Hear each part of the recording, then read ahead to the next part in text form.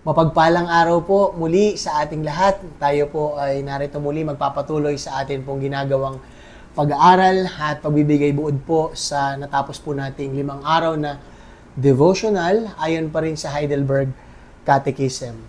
Tayo po ay nagsimula na sa ikalawang bahagi ng ating Heidelberg Catechism kung saan tinatalakay po natin kung paano tayo pinalaya, iniligtas ng Diyos mula sa ating kasalanan at sa naging miserable nating kalagayan dahil dito.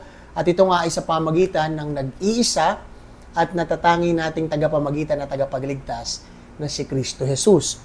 Pinag-aralan natin last time na ang ating tunay na tagapamagitan at tagapagligtas na si Kristo Jesus ay tunay na tao, ganap na matuwid, at taglay ang pagiging tunay na Diyos upang nang sa gayon karapat-dapat at maaari niyang tanggapin yung parusa para sa atin at matamo natin yung tunay na kaligtasan sa pamamagitan niya. Again, nawa maging malinaw na sa atin, wala tayong ibang pag-asa, wala tayong ibang nararapat na hanapan ng kaligtasan, kundi sa ating Panginoong Jesucristo lamang. At naunawaan din natin na ito ay naipahayag sa atin sa pamagitan ng mabuting balita. So kung naipahayag sa atin yung ating sin and misery through the law, sa pamamagitan ng kautusan, naipahayag sa atin na si Kristo ang ating natatangi at nag-iisang tagapagligtas at tagapamagitan sa pamagitan naman ng mabuting balita. At binanggit nga sa atin sa question and answer 19 na yung gospel na ito, yung mabuting balita na ito ay simulang ipinahayag mula pa sa paraiso and then all the way through the patriarchs, the prophets, and then the old covenant types and shadows. At ito nga ay fully na-reveal sa atin sa pagkakatawang tao ng Panginoong Jesus. At isinakatuparan niya yung kaligtasan para sa atin. At muli siyang nabuhay, nakaluklok sa kanang trono ng Diyos Ama. Ipinahayag yung gospel na ito ng mga apostol, ng mga unang mananampalataya, kaya umabot sa atin. Now, kung itutuloy po natin sa Lord's Day number 7, napakaganda ng simulang tanong sa Lord's Day 7 sa question and answer 20. Are all people then saved through Christ just as they were lost through Adam? Sa Tagalog, lahat ba ng tao ay naliligtas kay Kristo gaya ng lahat ay napahamak kay Adan? So naunawaan na nga natin na dahil si Adan na siyang kumakatawan sa atin ay tayong lahat ay nalugmok sa kasalanan. Kung paano ba ang sinasabi sa atin ng question and answer 20? Kung paano ang lahat ay nalugmok sa kasalanan, kamatayan at kapahamakan dahil sa unang Adan, ang lahat din ba ay automatically ay kabilang na kay Kristo at maliligtas na dahil kay Kristo? Ang lahat ba ay nakatitiyak na sila ay tunay ng ligtas, hindi na mapapahamak at mayroon ng buhay na walang hanggan? Ang sagot ay hindi. Tanging ang mga inilalakip lamang kay Kristo sa pamagitan ng tunay na pananampalataya at tumatanggap ng lahat ng kanyang biyaya ang naliligtas. Simple lamang mga kapatid, hindi lahat ng tao ay automatically by default ay anak na ng Diyos o ligtas na mula sa kapahamakan, sa kamatayan. Ang mga taong ligtas lamang sa kaparusahan at mayroong buhay na walang hanggan ay yung mga tao lamang na naiuugnay, nagkaroon ng pakikipag-isa sa ating Panginoong Kristo. Yung mga tao lamang na naging kabilang sa ating Panginoong Kristo sa pamamagitan ng pananampalataya. So ito naman ay hindi na bago sa atin. Malinaw na sa bawat isa sa atin, karamihan sa atin mula sa kapahayagan ng banal na kasulatan, na tayong lahat ay by default nga ay makasalanan at patungo sa kapahamakan. Nag-provide ang Diyos ng kaligtasan sa pamagitan ng Panginoong Kristo, sa pamagitan ng kanyang anak. At sino lamang yung mga tunay na mananampalataya kay Kristo, sila lamang yung hindi na mapapahamak at maliligtas. John 3:16, di ba? Gayon na lamang ang pag-ibig ng Diyos sa sanlibutan, kaya isinugo niya, pinadala niya ang kanyang bugtong na anak. At kung sino man ang mananampalataya sa kanyang anak ay hindi na mapahamak dahil nga ang lahat ay patungo na sa kapahamakan. But sino man yung mga mananampalataya sa kanyang anak ay hindi na mapapahamak kundi magkakaroon ng buhay na walang hanggan. So ito rin yung ipinapahayag sa atin ng ating catechism sa question and answer 20. No? Bagamat ang pagbagsak ni Adan ay nagdala ng hatol sa lahat ng tao, ang kaligtasan kay Kristo ay hindi otomatikong natatanggap ng lahat. Ito ay para lamang sa mga makikipag-isa sa ikalawang Adan. Yung mga magiging kabilang lamang sa ikalawang Adan sa pamagitan ng pananampalataya. Ito yung ipinahayag ng Diyos sa atin. No? Maaari tayong mag-question, maaari nating hindi tanggapin, but ultimately, no, nawa, ayon na rin sa kapahayagan ng Diyos at sa pagkilos ng Banal na Espiritu, maunawaan natin na isang napakaganda at mabiyayang pagkilos mula sa ating Panginoon ang katotohanan na ito.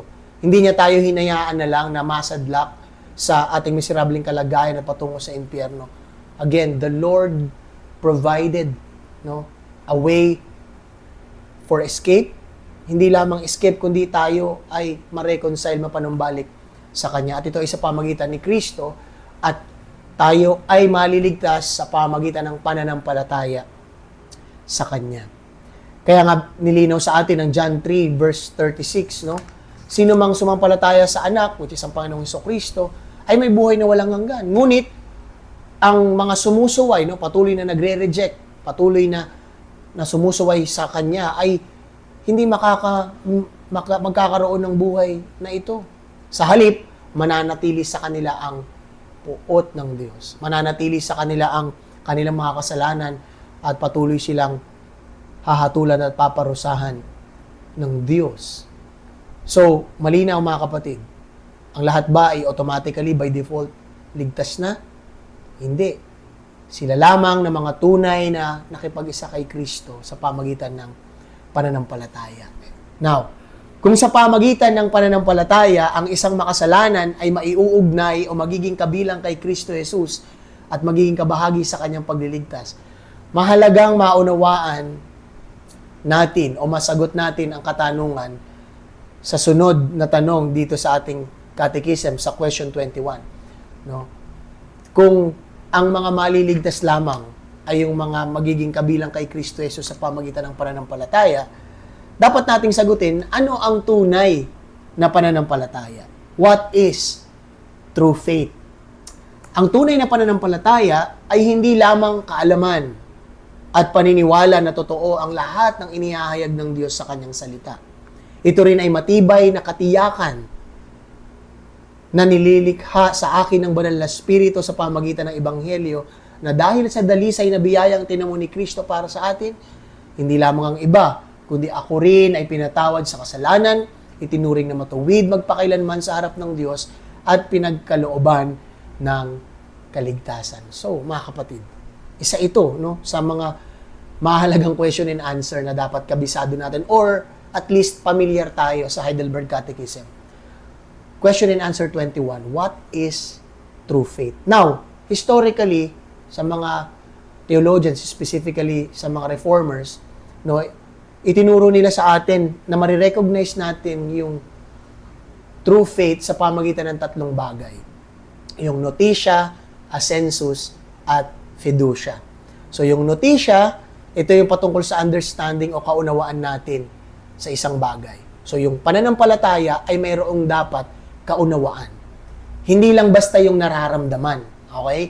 Kasi, nami-misinterpret ng iba na ang pananampalataya ay patungkol sa feeling, no, sa pakiramdam or emosyon. No, ang pananampalataya in the first place, no, ay nagsisimula sa tamang kaalaman. No, yung faith ay hindi absence or contradiction ng reason. Actually, true faith or saving faith is a reasonable faith. Meaning, dapat mayroong aspeto ng pagkaunawa, understanding. Pangalawa, yung assensus, ito yung tumutukoy sa yung ikaw ay sumasang-ayon sa kaalaman na yun, sa katotohanan na yun. So, hindi lang basta mayroong kang kaalaman, kundi mayroong kang intellectual agreement dapat. Ang magandang example dyan ay yung lahat tayo, no, nung elementary tayo, meron tayong somehow notisya or understanding sa mga alamat. For example, alamat ng pinya. Kabisado pa nga natin yun eh. No, meron tayong understanding, kaunawaan doon sa alamat na iyon. Pero wala tayong asensus. Hindi tayo nag-a-agree na totoong nangyari yun. Kaya nga alamat eh. So, sa true faith, sa saving faith, sinasabi na hindi lang basta natin nauunawaan, nalalaman yung mga katotohanan na inihayag sa salita ng Diyos, kundi nag-a-agree tayo na totoo yun. No? Specifically, hindi lang natin nauunawaan o alam yung salita ng Diyos, mayroong second aspect. Nag-a-agree tayo, naniniwala tayo na ito ay salita ng Diyos at totoo, tunay. Okay? So, dalawa. Notisya, understanding, kaalaman, yung content mismo. And then, nag-a-agree tayo doon sa asensus. At yung pangatlong aspeto, ang pinakamahalaga. No, ito yung talagang magsisil doon sa true faith. Yung fiducia. Ito yung pagtitiwala. Yung buong pusong pagtitiwala sa iyong nalalaman, sa iyong sinasang-ayunan. At kumbaga, tinataya mo yung buhay mo doon sa katotohanan na yun. So, notisya, asensus, at fiducia. Yung sinasabi sa scripture na yung mga demonyo ay mayroong faith o pananampalataya. Yun ay umaabot lang sa ikalawa. Okay? Alam nila na may Diyos, no? Actually, meron silang, kumbaga, kung ikukumpara, may mas kahit pa paano, no, aside sa revelation sa atin sa scripture, mas nakikilala nila ang Diyos in some sense. 'Di ba? And also, may asensus, nag-a-agree sila, talagang alam nilang ang Diyos ay makapangyarihan, na lumikha sa kanila, nag-ahari sa lahat. Pero wala silang fiducia, walang yung pagtitiwala na may kaakibat na pagsunod at pagpapakumbaba doon sa katotohanan na iyon. So, naunawaan niyo yung aking, yung binanggit kong illustration. Tatlong aspect. Dito sa Heidelberg Catechism, sinamarize lang sa dalawa. No?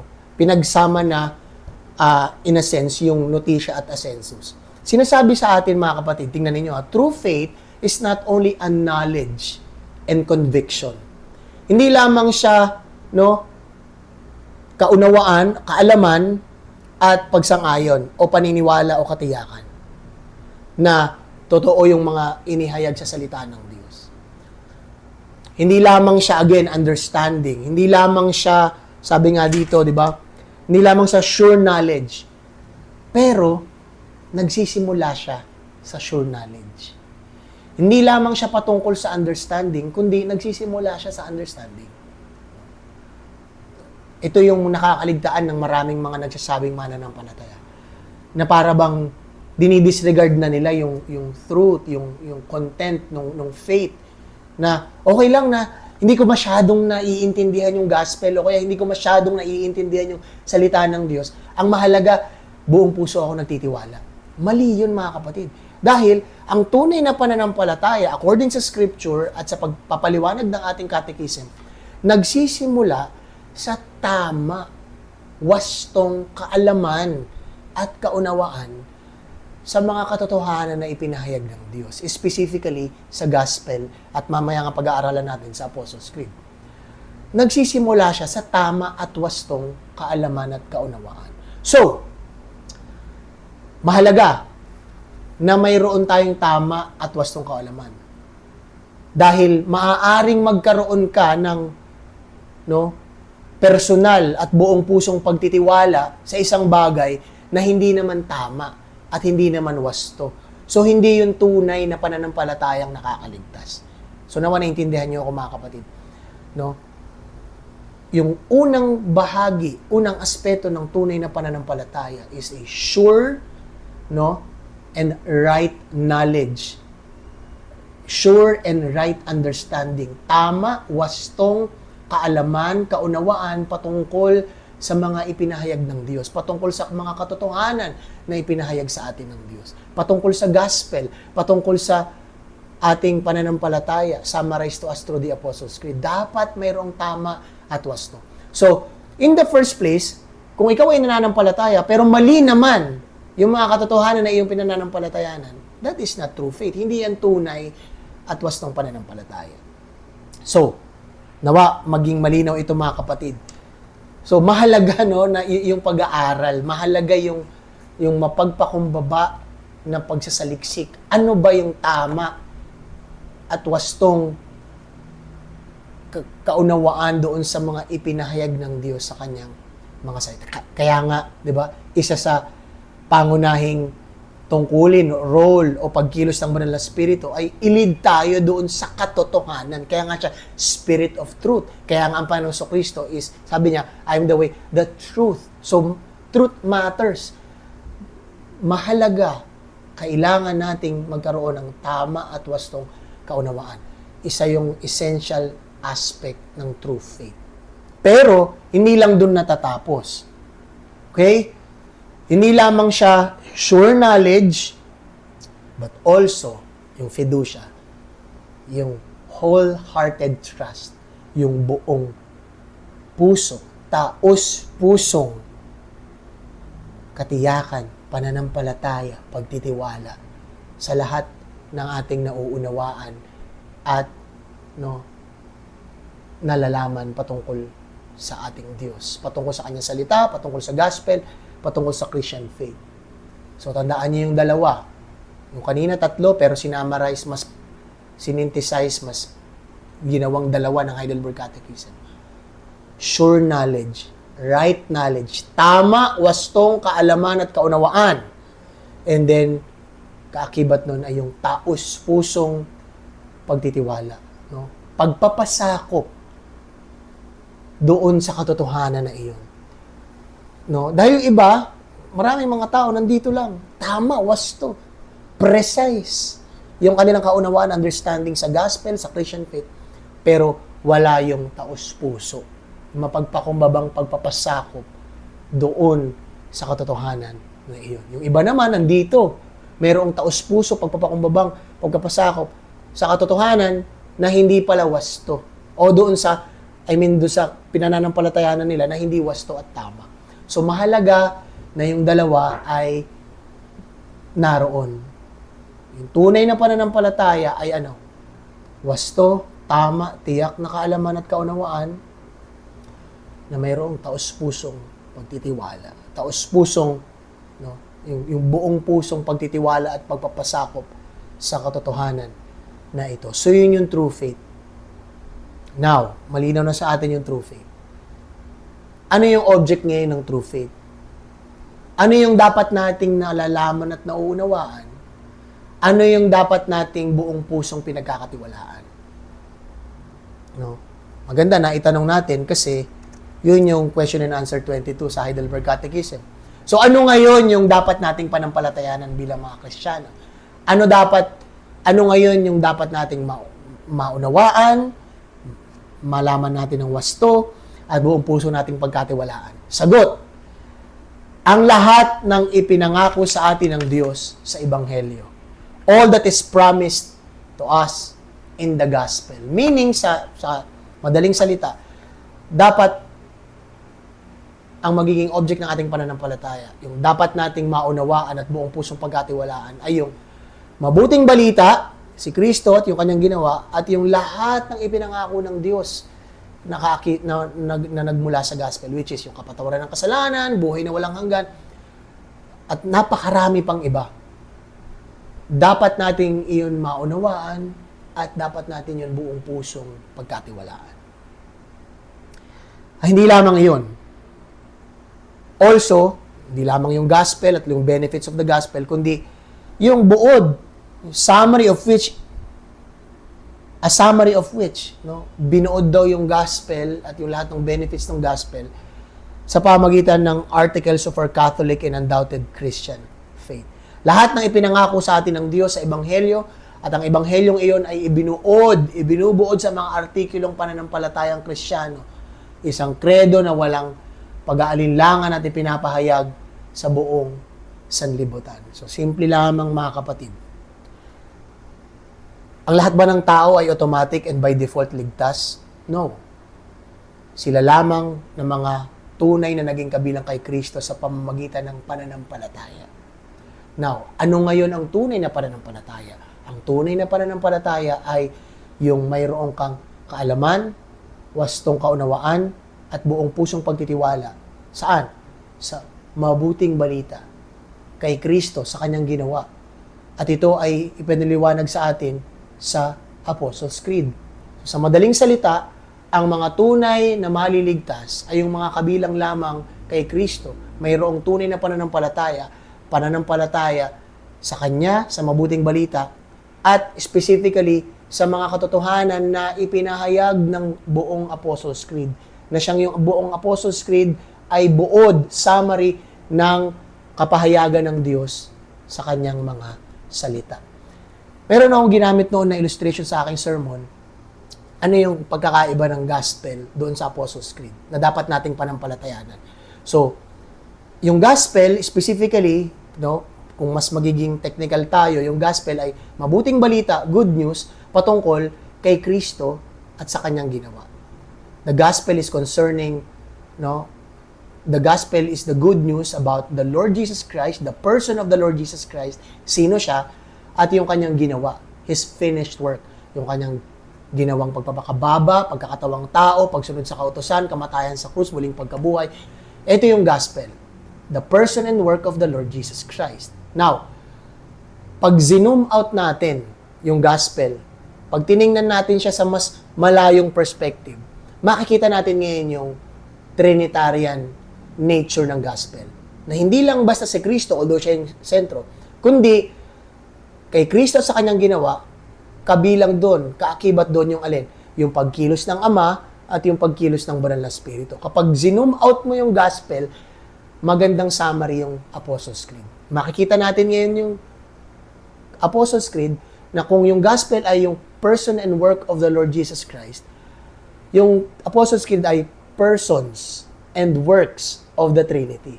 Makikita natin sa Apostles' Creed, at babanggitin nga natin mamaya, kung sino ang Diyos. Diyos Ama, Diyos Anak, at Diyos Espiritu Santo. At ano yung ginawa ng Diyos Ama, ginawa ng Diyos Anak, yung ginawa ng Banal na Espiritu, at patuloy na ginagawa ng Triune God na ito para sa atin. So, yun yung dapat nating nauunawaan at dapat buong pusong pagkatiwalaan. Now, sa mga susunod nating pag-aaral, hihimayin natin, iisa-isahin natin itong mga katotohanan na ito na naipahayag sa Apostles' Creed. Dahil yung Apostles' Creed ang isa sa mga maganda, malinaw na buod ng ating pananampalataya na nagmumula sa banal na kasulatan. So, mga kapatid, to conclude, hindi ko nababasahin yung Apostles' Creed. Alam ko, nawa, patuloy nyo itong basahin in preparation sa ating mga susunod na pag-aaral. To summarize and to end yung Lord's Day, number 7. Ang lahat ba, kung paano ang lahat ay nagkasala at nalugmok sa kasalanan at kamatayan dahil sa unang Adan, dahil kay Adan, ang lahat ba automatically by default ay ligtas na rin dahil kay Kristo? Hindi. Sila lamang na mga tunay na naging kabahagi, kabilang kay Kristo Jesus na nag-iisang tagapamagitan at tagapagligtas sa pamamagitan ng pananampalataya. In other words, sino lamang yung mga tunay na mananampalataya kay Kristo, sila lamang ang maliligtas. Ano ang tunay na pananampalataya? Right understanding, sure knowledge, and wholehearted trust. Tama, wastong kaalaman at kaunawaan at buong pusong pagtitiwala. Saan? Sa gospel promises, and also sa Apostles' Creed as a summary ng ating Christian faith. Tunay na pananampalataya kay Kristo sa kanyang ginawa, sa lahat ng kapahayagan ng banal na kasulatan na ibinuod sa atin sa Apostles' Creed. Ang dalangin ko, mga kapatid, ay tunay na hindi lang tayo lumago sa ating pagkaunawa, although napakahalaga nito. Una itong hakbang sa true faith. Patuloy tayong lumago, patuloy tayong lumalim sa pagkaunawa natin ng tama at wasto sa kapahayagan ng Diyos sa atin. And at the same time, hindi lang tayo basta matuto, madagdagan ng kaalaman, patuloy natin maunawaan, bagkus patuloy na lumalim, lumago yung ating taos-pusong pagtitiwala. Kaya nga nandoon yung, sinasabi sa atin sa Book of James na yung tunay na pananampalataya ay nagbubunga talaga. Pagsunod, pag-ibig, buhay na nakalulugod sa Diyos. At yun nawa yung mangyari sa atin, mga kapatid. Taglayin natin sa tulong ng Banal na Espiritu, through the gospel, magkaroon tayo ng tunay na pananampalataya. Lumago ang ating pagkaunawa sa mga katotohanan na pinahayag sa atin ng Diyos. At kaakibat nito, lumalim yung ating pagtatiwala dito at magbunga ito sa buhay na nakalulugod sa ating Panginoon. So as we proceed, mga kapatid, nawa tayo ay patuloy na natututo, lumalalim at lumalago ngayong ating pananampalataya na nakatuon kay Kristo sa kanyang ginawa, nakatuon sa Diyos at sa kanyang patuloy na ginagawa para sa atin. Marami pong salamat, mga kapatid. Pagpalain tayong lahat ng ating Panginoon.